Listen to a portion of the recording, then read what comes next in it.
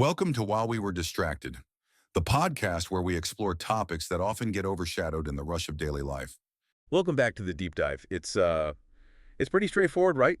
You give us the source material and we help you kind of sift through it all. Exactly. We break it down. We find those little golden nuggets of information and insight. And hopefully today we can offer something especially intriguing. We're going back to Osama Bin Laden's bookshelf. Back for more. Yeah. Last time, remember, we took a broad look, but this time we're zeroing in on a specific piece, and this one was written by Dr. Jeffrey Record. It is fascinating, isn't it? This little window into Bin Laden's world. Yeah, trying to understand, what was he reading? What was he thinking about? Could this have influenced him? Yeah, it's like you said, like a puzzle. Each piece a little clue. Right. So for our listeners who might not be familiar with him, Dr. Record is a well-respected military analyst and strategist. Right. And he's known for being pretty critical of U.S. military policy. Yeah, he definitely doesn't shy away from controversy, which is why this document, Bounding the Global War on Terrorism, is so interesting. It really challenges some of the core assumptions of the war on terror. Assumptions that were, widely accepted at the time. Exactly. So let's dive into the heart of it. What was Dr. Record saying that might have resonated with bin Laden? Well, one of his most compelling arguments is that the definition of the global war on terror. The GWOT. Yeah, the GWOT. It's incredibly ambiguous. Okay, I see how that should be a problem. How can you fight a war if you don't know exactly what you're fighting against? That's exactly his point. Dr. Record argues that in the aftermath of 9/11, the Bush administration basically lumped together all these different threats. Like what? Rogue states, WMD proliferators, and of course, terrorist organizations. And they kind of mashed them all together into this one big amorphous enemy. So like trying to fight a shapeshifter. You never quite know what you're dealing with. Perfect analogy. And Record argues that this lack of clarity has real-world consequences. It can lead the U.S. into unnecessary conflicts, for one thing. It drains resources. And ultimately, it could make the world a less safe place. Almost like he's saying the war on terror as it was framed became a self-fulfilling prophecy. Yeah, by casting such a wide net, the U.S. might have created more enemies than it defeated. It's a disturbing thought, and I bet that's something that would have appealed to bin Laden's worldview, right? That clash of civilizations between Islam and the West. I think so. So we have this murky definition of the enemy. What else did Dr. Record highlight? Well, I know he looked at the Iraq War pretty closely. He did. And he uses it to illustrate the dangers of this overly broad approach to the war on terror. Because the Iraq War was controversial even at the time, right? Highly controversial. And Dr. Record points out that the Bush administration made some serious miscalculations, particularly their expectations for post-war Iraq. What were they thinking? They seem to believe in this sort of liberation scenario. Topple Saddam Hussein and everyone would welcome the U.S. as heroes. Democracy would just blossom overnight. The naivety. Well, it didn't quite work out that way. Obviously. I mean, the country descended into chaos and violence. It required a prolonged and costly U.S. military presence. Right, and Dr. Record argues that this miscalculation was a direct result of the overreach of the war on terror. Meaning? That by defining the enemy so broadly, the U.S. basically gave itself permission to intervene militarily anywhere and everywhere. Regardless of whether those interventions were actually in the national interest. Or even achievable. It really makes you think about the unintended consequences. It does. Dr. Record also, criticizes this whole idea of the war on terror as an existential struggle, like a fight for the very survival of civilization. Yeah, and that's a crucial point. By using this kind of apocalyptic language, it shut down any real debate or dissent. You couldn't even question it. Right. It created this climate of fear and urgency, made it very difficult to question the policies that were being pursued. So in a way, they were playing into the hands of extremists like bin Laden. Exactly. They were all pushing the same narrative of a clash of civilizations. It's pretty disturbing when you think about it that way. It is, and it really highlights the importance of nuance when we're talking about complex issues like terrorism. We need to be wary of those simplistic narratives, good versus evil framing, And any kind of rhetoric that demonizes entire groups of people. Exactly. So Dr. Record was really pushing for a much more restrained and strategic approach to counterterrorism. Did he offer any alternatives? He did. And this is where we get to his third key point. He says, instead of this expansive war on terror, the U.S. should focus on something more targeted and realistic. More realistic. Okay. Something that prioritizes credible deterrence, especially when dealing with rogue states seeking WMDs. So shift the focus from preventing the acquisition of WMDs to preventing their actual use. Right. He says that would be more effective, more sustainable. And less likely to lead to these costly military interventions. And probably less likely to alienate potential allies. Right. A lot of U.S. allies opposed the Iraq War. They saw it as a dangerous overreach. So by advocating for this more restrained approach, Dr. Record was trying to steer the U.S. away from what he saw as a dangerous path, a path that would ultimately be self-defeating. That's a good way to put it. And it raises this really interesting question. What impact did these arguments have on bin Laden? Right. Did he see those flaws? Did he see the opportunities those flaws presented? It's like you said earlier, it's like trying to get inside the mind of a ghost. Right. But the fact that this document was found in his compound means at least he was paying attention to these critiques. And that's a chilling thought. It is. It reminds us that even our enemies can offer valuable insights. If we're willing to listen. We've covered a lot with just this one piece of writing. But there's another really fascinating document from bin Laden's compound that we need to look at. And it offers a very different perspective.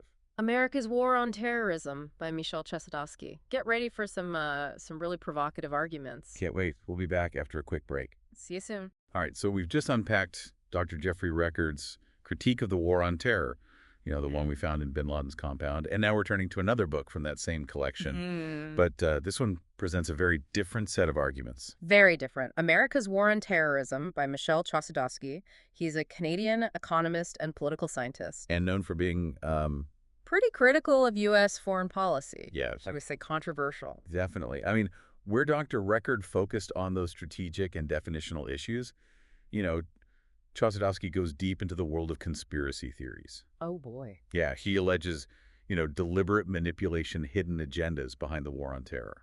Okay, so buckle up, everybody. Right. It's a perspective that some might find outlandish, but it's still important to understand these arguments, especially given, where this book was found. Yeah, you're right. We need to understand what could have been influencing bin Laden's thinking. So let's get into it. What are some of Chossudovsky's key claims? Well, one of his most explosive allegations is that the U.S. and U.K. governments engaged in a massive disinformation campaign to justify the invasion of Iraq. Okay, now this is where things get really interesting.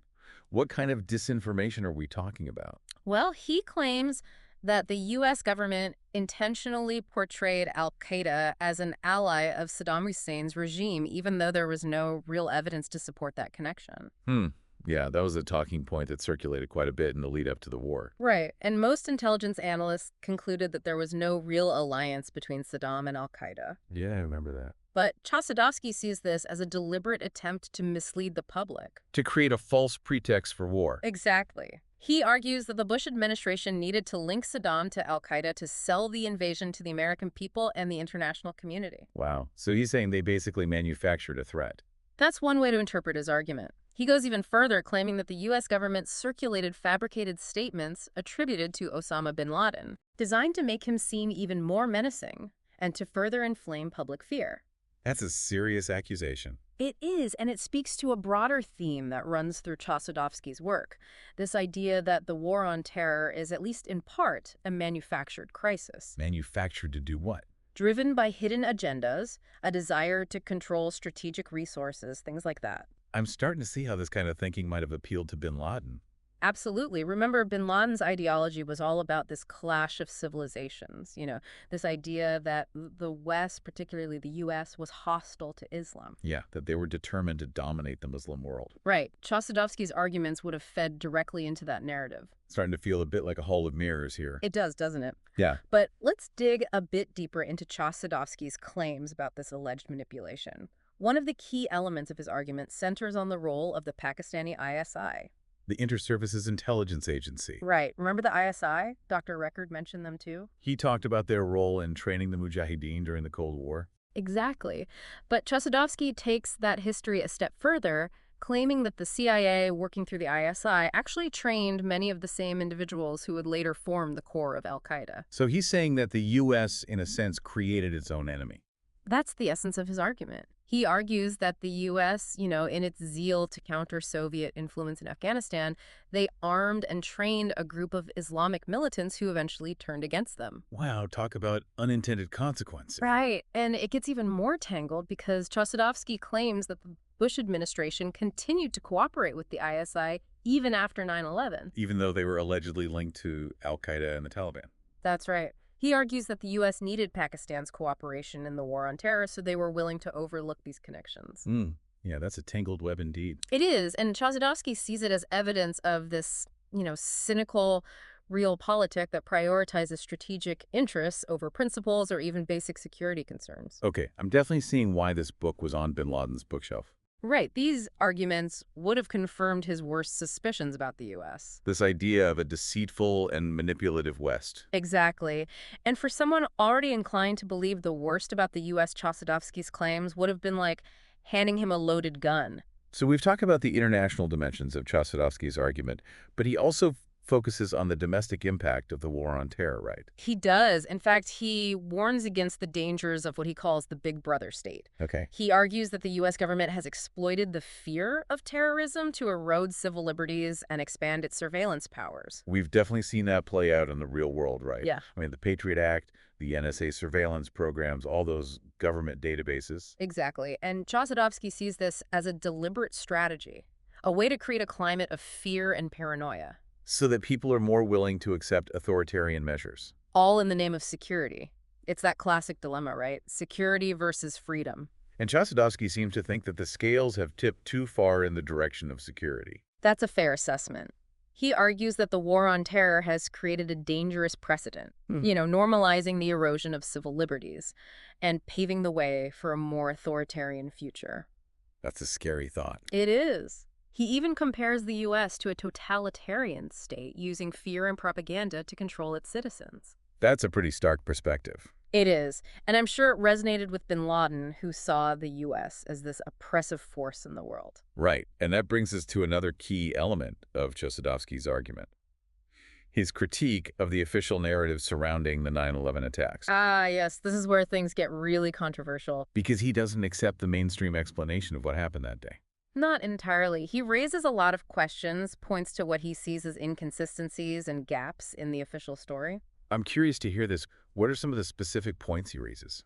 Well, he spends a lot of time on those alleged phone calls made by passengers on the hijacked planes. Right, those calls from cell phones at high altitudes. Exactly. He claims that some of those calls were physically impossible given the technology at the time. I mean, cell phone technology on planes was pretty limited back then, especially at cruising altitude. Right. And Chazadovsky sees this as evidence that some of those calls may have been fabricated. Fabricated by who? The government. Well, he doesn't say explicitly, but that's the implication. So he's suggesting that they were part of this larger effort to manipulate public perception of the attacks. That's one interpretation. He also points to the fact that the U.S. government had received very specific warnings about potential attacks in the days leading up to 9/11. Warnings that were ignored. Right. And there have been numerous investigations into those intelligence failures. Yeah, it's clear that there were missed opportunities to prevent the attacks. But Chazadovsky goes a step further, suggesting that those intelligence failures were deliberate. Deliberate, you mean? That certain elements within the U.S. government may have allowed the attacks to happen. To happen. Why? In order to advance a pre-existing agenda. Okay, so now we're firmly in conspiracy theory territory. We are. And it's important to approach these claims with a healthy dose of skepticism. But it's worth noting that these kinds of questions and suspicions aren't unique to Chazadovsky. You mean the 9/11 truthers? Exactly. There's a whole subculture of people who reject the official narrative and offer alternative explanations. Many of which involve government complicity. Right, and it's understandable that people would seek answers, especially when faced with such a traumatic event. It makes sense that people would want to find someone or something to blame. Exactly, and that's why it's so important to engage with these alternative narratives, even if we ultimately reject them. To try to understand where they're coming from. Right, because they help us to understand the broader context in which these conspiracy theories thrive. It's fascinating, but also unsettling. It is. We're exploring not just what bin Laden was reading, but also the kind of thinking that might have shaped his worldview. And how those ideas intersect with broader currents of suspicion and distrust. That's a great way to put it. It's a complex puzzle involving individual psychology, but also global politics, historical forces, And the power of information. Exactly. And Chazadovsky doesn't just stop at the 9/11 attacks and the immediate aftermath. He goes on. He does. Yeah. He criticizes the U.S. government's use of those terror alerts in the years following the attacks. Oh, yeah, those color-coded alerts. Right. He argues that they were often vague, unsubstantiated, and politically motivated. I remember those. They always seem to pop up at the most convenient times. Exactly. Chossudovsky sees them as a form of psychological manipulation, a way to keep the public on edge and more accepting of government policies. Even those that infringe on civil liberties. Right. So he's suggesting that the war on terror, at least in part, became a self-perpetuating machine Fueled by fear. and a constant need to justify its own existence. It's cynical, but I can see his point. And this ties into another one of Chossudovsky's main arguments, that the U.S. has a long history of using fear and propaganda to advance its imperial ambitions. And I'm sure that resonated with Bin Laden. Oh, absolutely. It would have confirmed all of his darkest suspicions about the West, fueled his hatred, and justified his violence. Ugh, that's a disturbing thought. It is. It reminds us how powerful ideas can be. Especially when they tap into pre-existing fears and prejudices. Exactly. And that's why it's so important to be critical thinkers, to question assumptions, and to be wary of anyone who claims to have a monopoly on the truth. So we've explored Chossudovsky's critiques of the war on terror, his allegations of disinformation, his warnings about the erosion of civil liberties. What else does he touch upon in this book?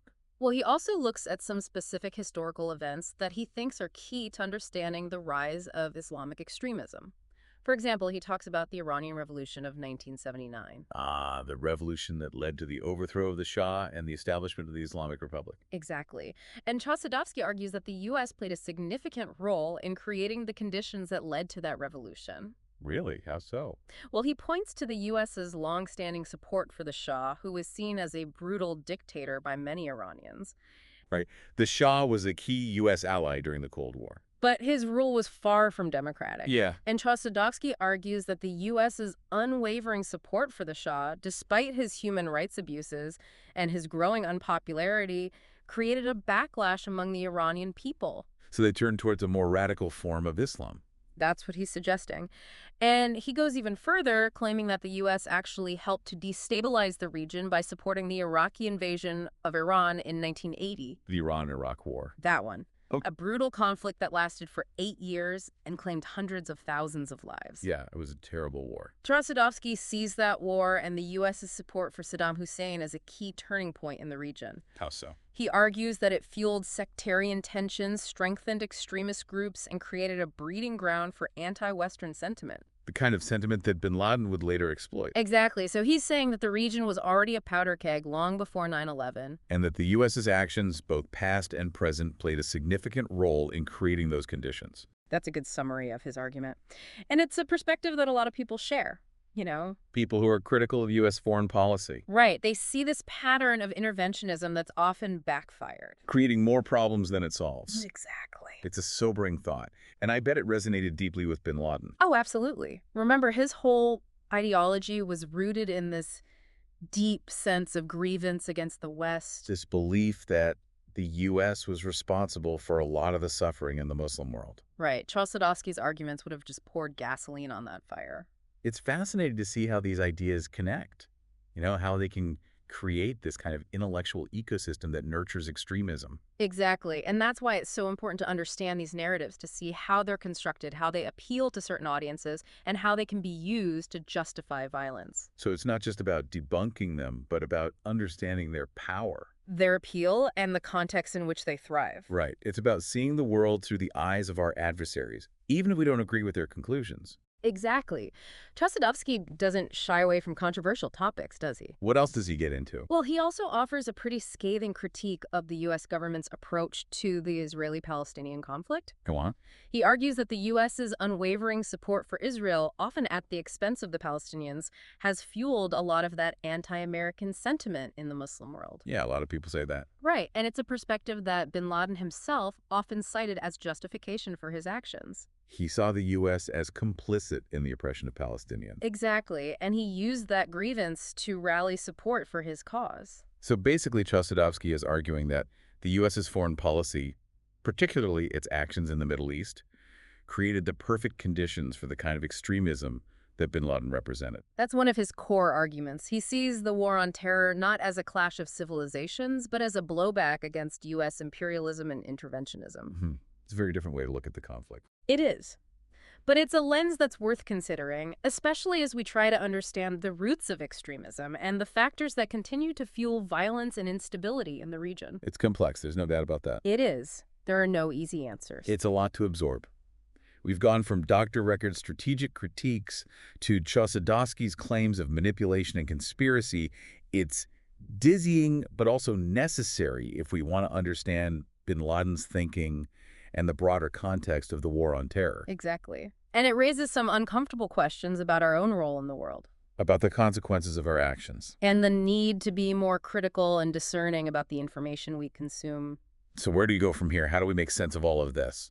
That's a question we'll explore in the final part of our deep dive. Okay, sounds good. We'll try to distill some key takeaways, some insights that can help us navigate this complex world. Wow, okay, so we've explored two very different perspectives on the war on terror, and both of them, right there in Bin Laden's compound. It's a lot to process. It is. One from Dr. Jeffrey Record that focused on the strategic and definitional flaws. Right. And then the other from Michel Chossudovsky, who just took us down this rabbit hole of alleged conspiracies and manipulation. Yeah, it really forces us to confront some uncomfortable truths. Yeah, about the nature of conflict, the role of information. And, just the limits of our own understanding. I mean, we started this deep dive hoping to, gain some insight into Bin Laden's thinking.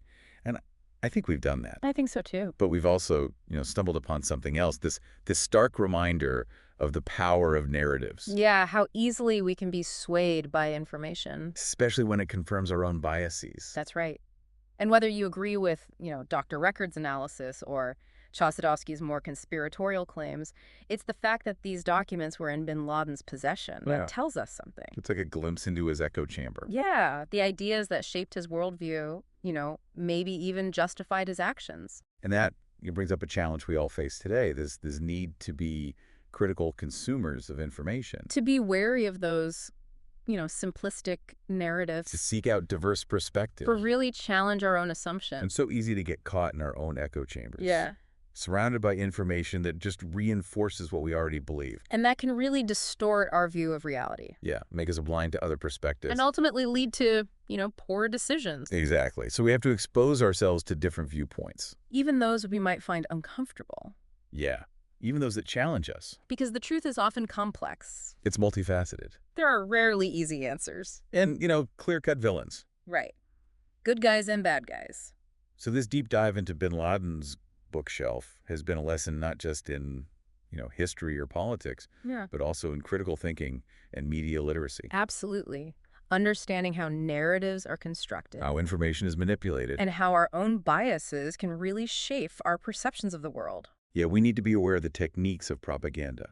Both the obvious and the subtle. And we need to be able to, separate fact from fiction. It's a tall order, especially these days with so much misinformation flying around. It's like a wildfire. But it's more important now than ever. Because if we're not careful, we become, pawns in someone else's game. Manipulated by people who want to exploit our fears and prejudices. It's a pretty sobering thought. It is. But it's also empowering, isn't it? In a way, yeah. When we understand these dynamics, when we become more aware of, the forces that are shaping our thinking, we can reclaim our agency. Make more informed decisions. Exactly. It's about empowering ourselves to be critical thinkers, to question everything, to seek out evidence. And form our own conclusions. Based on, reason and logic, not emotion. Not blind faith. Right. And that's essential not just for understanding the world, but for navigating life in general. For being engaged citizens, informed voters, responsible members of our communities. Yeah, being able to think for ourselves. To engage in, constructive dialogue with people who disagree with us. And hopefully work towards a, more just and peaceful world. So there's one key takeaway from this deep dive. It's the importance of critical thinking.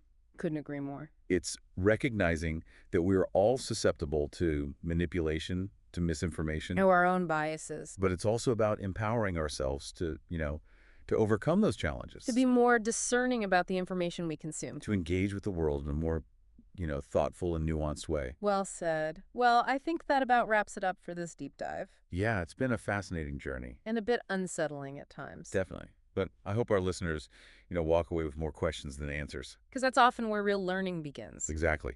And if you're interested in Learning more about this, you can check out the books we discussed. We'll have links to both Bounding the Global War on Terrorism by Dr. Jeffrey Record and America's War on Terrorism by Michelle Chossudovsky in the show notes. So dive in, grapple with the ideas, and come to your own conclusions. And until next time, keep diving deep. We hope you enjoyed this episode of While We Were Distracted. We will continue our dive into documents and books found in the Bin Laden compound that have been released by CIA. To see the full dump, check the description and comments or visit the CIA library at cia.gov. Don't forget to like and subscribe for the next episode on While We Were Distracted.